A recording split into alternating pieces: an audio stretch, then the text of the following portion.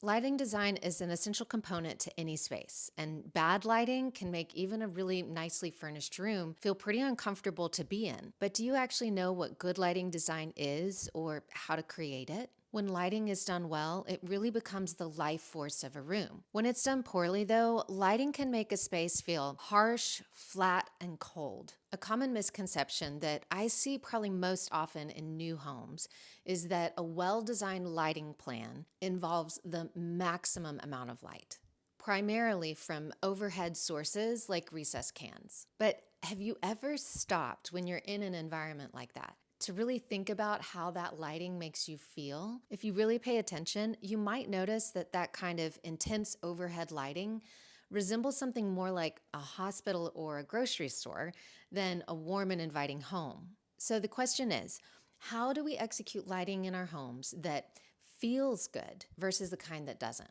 The secret is actually rooted in science. It starts with a theory called biophilia, which suggests that humans have an innate affinity for nature and other forms of life due to our unique biology that evolved over time. In other words, we are literally wired to appreciate natural things. Now, let's think about the kinds of lighting that humans are naturally drawn to.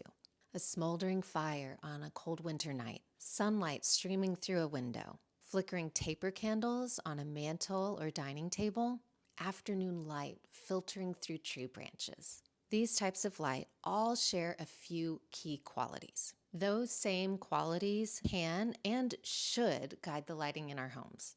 To create warmth, it's pretty simple. Choose warmer light bulbs.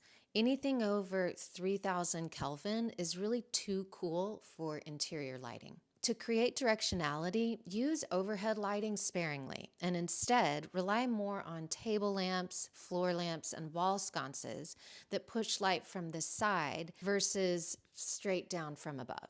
You also want to think about placing your lighting in different parts of the room so that there's a flow around the space and your eye naturally moves with it. There is a definite difference between bad and good lighting, and a lot of it just comes down to how do you feel in the space. And the secret lies in our biological affinity for natural lighting.